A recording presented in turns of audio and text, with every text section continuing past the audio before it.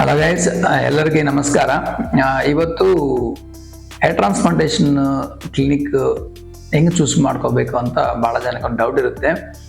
ಅಂದರೆ ಸ್ವಲ್ಪ ಜನ ಏನು ಮಾಡ್ತಾ ಇದ್ದಾರೆ ಅಂದರೆ ಬಡ್ಜೆಟ್ ಮೇಲೆ ಟ್ರಾನ್ಸ್ಪ್ಲಾಂಟೇಶನ್ ಕ್ಲಿನಿಕ್ ಚೂಸ್ ಮಾಡ್ಕೊತಾ ಇದ್ದಾರೆ. ಒಂದು ಸ್ವಲ್ಪ ಜನಗಳು ಎಕ್ಸ್ಪೀರಿಯನ್ಸ್ ಮೇಲೆ ನೋಡಿಕೊಂಡು ಹೇರ್ ಟ್ರಾನ್ಸ್ಪ್ಲಾಂಟೇಶನ್ ಕ್ಲಿನಿಕ್ ಚೂಸ್ ಮಾಡ್ಕೊತಾ ಇದ್ದಾರೆ. ಇನ್ನು ಸ್ವಲ್ಪ ವೈಸ್ ಪೀಪಲು ರಿಸಲ್ಟ್ಸ್ ಚೆಕ್ ಮಾಡಿ ರಿಸಲ್ಟ್ಸ್ ಚೆನ್ನಾಗಿದ್ರೆ ಅದು ಪ್ರಕಾರ ಚೂಸ್ ಮಾಡ್ಕೊತಾ ಇದ್ದಾರೆ. ಸೊ ಬಡ್ಜೆಟ್ ಪ್ರಕಾರ, ಪ್ಯಾಕೇಜ್ ಪ್ರಕಾರ, ಬಡ್ಜೆಟ್ ಟ್ರಾನ್ಸ್ಪ್ಲಾಂಟ್ ಪ್ರಕಾರ ತಾವು ಚೂಸ್ ಮಾಡಿಕೊಂಡ್ರೆ ನಿಮ್ಮ ಟ್ರಾನ್ಸ್ಪ್ಲಾಂಟೇಶನ್ ಏನಾಗುತ್ತೆ ಅಂತ ಒಂದು ಉದ್ದೇಶಕ್ಕಾಗಿ ಈ ವಿಡಿಯೋ ನಾನು ಮಾಡಿದ್ದೀನಿ. ಈ ವಿಡಿಯೋ ಒಂದು ರಿಪೇರ್ ಪೇಷಂಟ್ ಏನಕ್ಕೆ ರಿಪೇರ್ ಆಗಿದೆ, ಏನು ಪ್ರಾಬ್ಲಮ್ ಆಗಿದೆ ಅಂತ ನಾನು ಎಕ್ಸ್ಪ್ಲೈನ್ ಮಾಡಿದ್ದೀನಿ. ದಯವಿಟ್ಟು ವಿಡಿಯೋ ಎಂಡ್ ವರ್ಕ್ ನೋಡಿ, ನಿಮ್ಗೊಂದು ಐಡಿಯಾ ಬರ್ತದೆ. ಟ್ರಾನ್ಸ್ಪ್ಲಾಂಟೇಶನ್ ರಿಪೇರ್ ಅಂದರೆ ಏನು, ಬಡ್ಜೆಟ್ ಟ್ರಾನ್ಸ್ಪ್ಲಾಂಟಿಂದ ಏನು ಅನರ್ಥಗಳು ಆಗ್ತವೆ ಅಂತ ಒಂದು ಐಡಿಯಾ ಅಂತ ಸಿಗ್ತದೆ.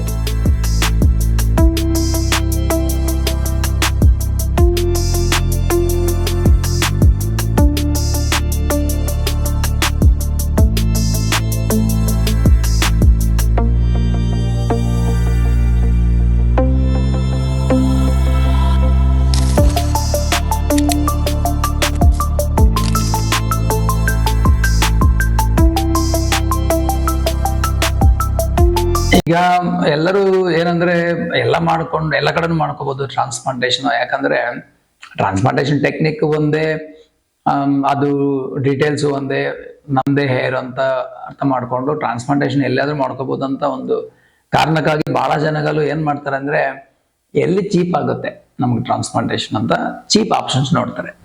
ಇಲ್ಲಿ ಅರ್ಥ ಏನ್ ಮಾಡ್ಕೋಬೇಕಂದ್ರೆ ಬೇಸಿಕಲಿ ಟ್ರಾನ್ಸ್ಪ್ಲಾಂಟೇಶನ್ ಪೇಷಂಟ್ದೇ ಹೇರ್ ನಾವು ಯೂಸ್ ಮಾಡೋದು. ಇದರಲ್ಲಿ ನಾವೇನು ಮಾರ್ಕೆಟ್ನಲ್ಲಿ ಕ್ವಾಲಿಟಿ ಹೇರ್ ಏನು ತಗೊಂಡ್ಬರಲ್ಲ, ಪೇಷಂಟ್ ಹೇರ್ ನಾವು ತಗೊಂಡು ಇಂಪ್ಲಾಂಟ್ ಮಾಡ್ತೀವಿ.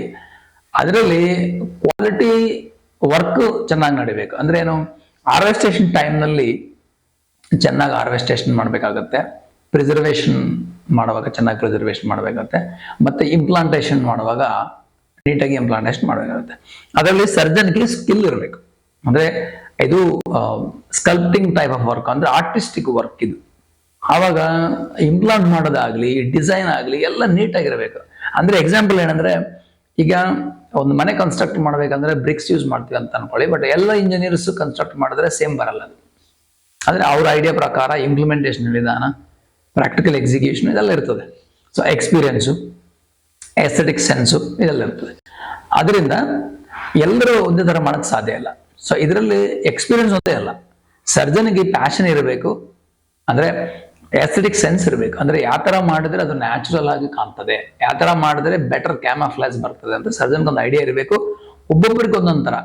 ಪೇಷಂಟ್ ಪ್ರಕಾರ ಟ್ರಾನ್ಸ್ಪ್ಲಾಂಟೇಶನ್ ಎಲ್ಲರಿಗೂ ಒಂದೇ, ಬಟ್ ಎಲ್ಲ ಟ್ರಾನ್ಸ್ಪ್ಲಾಂಟೇಶನ್ ಪ್ರೊಸೀಜರ್ಗೆ ಎಲ್ಲರಿಗೂ ಒಂದೇ ತರ ಕಾಣ್ತದೆ. But surgeon point of view ನಲ್ಲಿ ಬಂದ್ರೆ ಟ್ರಾನ್ಸ್ಪ್ಲಾಂಟೇಶನ್ ಒಬ್ಬೊಬ್ಬರಿಗೆ ಒಂದೊಂದ್ ತರ ಇರ್ತದೆ. ಯಾಕಂದ್ರೆ ಹೆಡ್ ಸೈಜ್ ಇರ್ಬೋದು, ಹೆಡ್ ಕರ್ವೇಚರ್ಸ್ ಇರ್ಬೋದು, ಶೇಪ್ ಇರ್ಬೋದು, ಇದೆಲ್ಲ ಬಹಳ ಚೇಂಜಸ್ ಇರ್ತವೆ. ಸರ್ಜನ್ಸ್ ಮಾತ್ರ ಈಚ್ ಪೇಷಂಟ್ ಬೇರೆ ಬೇರೆ ತರನೇ ಇರ್ತದೆ. ಅದರಿಂದ ಪ್ಲಾನಿಂಗು ಒಬ್ಬರಿಗಿರೋ ತರ ಇನ್ನೊಬ್ಬರಿಗಿರಲ್ಲ. ಅಲ್ಲಿ ಬಹಳ ಜನಕ್ಕೆ ಅರ್ಥ ಆಗೋದಿಲ್ಲ.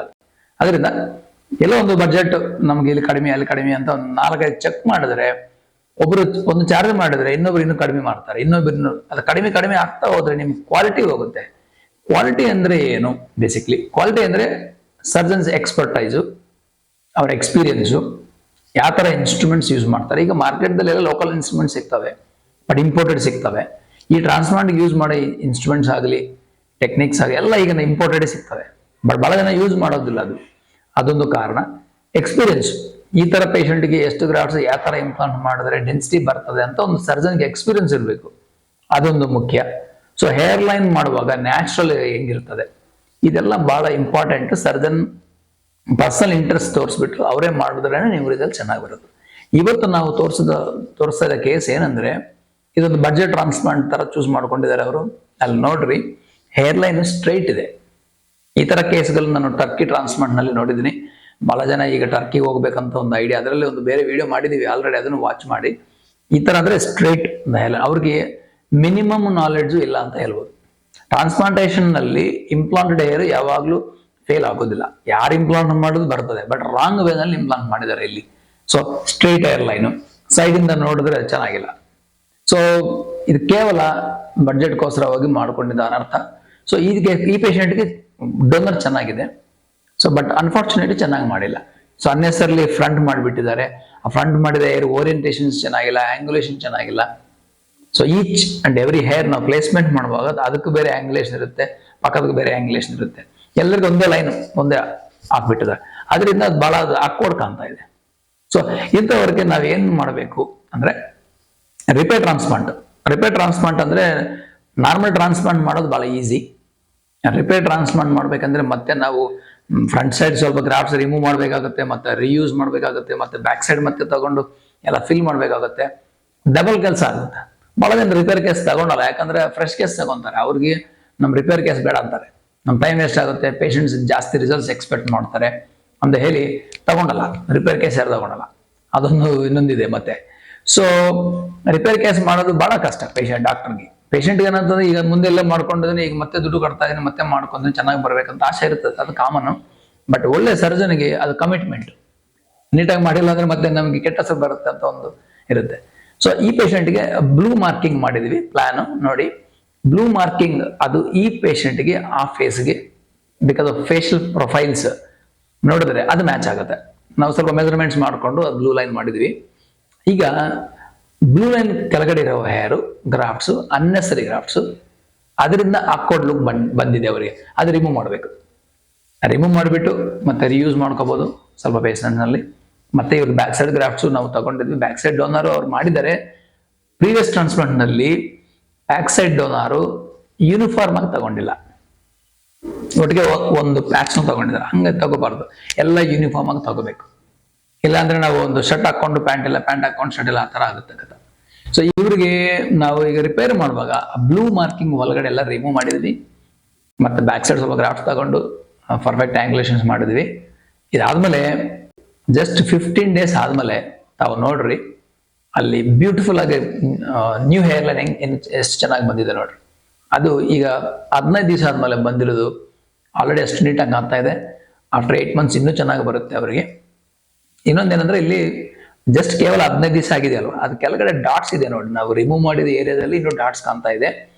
ಅದು 100%, ಆಲ್ಮೋಸ್ಟ್ 99.99% ಅದು ಡಾಟ್ಸ್ ಎಲ್ಲ ಹೋಗುತ್ತೆ. ಒಂದು 3 months ಆದ್ಮೇಲೆ ಅದು ಡಾಟ್ಸ್ ಕಾಣೋದಿಲ್ಲ. ನಾನು ಇದೇ ಪೇಷಂಟ್ ಮತ್ತೆ ವಿತ್ ರಿಸಲ್ಟ್ಸ್ ನಾನು ತೋರಿಸ್ತೀನಿ ಒಂದು 8 months ಆದ್ಮೇಲೆ. ಈಗ ಆ ಡಾಟ್ಸ್ ಬಗ್ಗೆ ಬಹಳ ಜನ ಕೇಳ್ತಾರೆ, ಈಗ ರಿಪೇರ್ ಮಾಡಿದೀವಲ್ಲ ಡಾಟ್ಸ್ ಹಂಗೆ ಇರ್ತದ ಮಾರ್ಕ್ಸ್ ಅಂತ. ಆ ಥರ ಏನಿರಲ್ಲ. ಫಸ್ಟ್ ಒಂದು 20 days 30 days 1 month ವರೆಗೂ ಸ್ಲೋ ಆಗಿ ಫೇಡ್ ಔಟ್ ಆಗುತ್ತೆ ಮಾರ್ಕ್ಸ್ ಎಲ್ಲ. ಫಸ್ಟ್ ದಿನ ಇನ್ನೂ ಜಾಸ್ತಿ ಇರ್ತದೆ. ಇದು 15 days ಆಲ್ಮೋಸ್ಟ್ 50-60% ಮಾರ್ಕ್ಸ್ ಎಲ್ಲ ಹೋಗಿದೆ, ಇನ್ನೂ ಕಂಪ್ಲೀಟ್ ಹೋಗುತ್ತೆ. ಈಗ ನೋಡಿದ್ರೆ ಬ್ಯೂಟಿಫುಲ್ ಆಗಿದೆ ಹೇರ್ ಲೈನ್. ಆ ಥರ ಇರಬೇಕು ಮಸ್ಕ್ಲೈನ್ ಹೇರ್ ಲೈನ್. ಸುಮ್ಮನೆ ಈ ತರ ಸ್ಟ್ರೈಟ್ ಹಾಕೊಂಡ್ರೆ ಅದು ಬಹಳ ಅಸಹ್ಯ ಕಾಣ್ತದೆ. ಅದಕ್ಕೂ ಮೇಲೆ ಬಾಲ್ನೆಸ್ ಶೇವ್ ಮಾಡ್ಕೊಂಡ್ರೆ ಒಳ್ಳೇದು.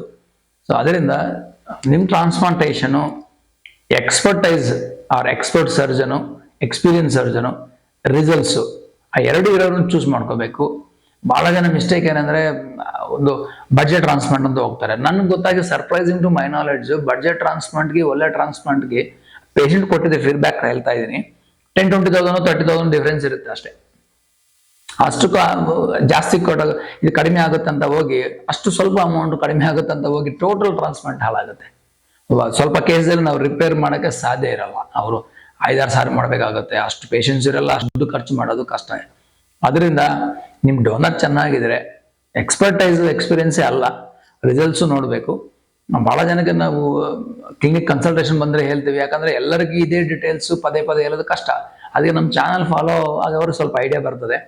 ನಾರ್ಮಲ್ ಆಗಿ ಕನ್ಸಲ್ಟೇಷನ್ ಬರುವಾಗ ಎಲ್ಲರಿಗೂ ಒಂದೇ ತರ ಕಾಣ್ತದೆ. ಈ ಟ್ರಾನ್ಸ್ಪ್ಲಾಂಟ್ ಕ್ಲಿನಿಕಲ್ ಅಂದ್ರೆ ಇನ್ನೊಂದು ಹತ್ರ ಹೋಗ್ತೀನಿ, ಅಲ್ಲಿ ಕಡಿಮೆ, ನಮ್ಮ ಊರಲ್ಲಿ ಕಡಿಮೆ, ಇಲ್ಲ ನಮ್ಮ ಮನೆ ಹತ್ರ ಕಡಿಮೆ, ಇದು ದೂರ ಆಗುತ್ತೆ. ಇನ್ನೊಂದು ದೂರ ಅಂತ ಸ್ವಲ್ಪ ಜನ ಹೇಳ್ತಾರೆ, ಇಲ್ಲಿಂದ ಆರ್ಟಿನಗರ ಬರೋರು, ಇಲ್ಲಾಂದ್ರೆ ನೆಲಮಂಗ್ಲಿಂದ ಬರೋರು, ಇಲ್ಲಾಂದ್ರೆ ವೈಟ್ ಫೀಲ್ಡ್ ಇಂದ ಬರೋರ್ಗೆ ದೂರ ಅನಿಸ್ತದೆ BTM HSR ಲೇಔಟ್.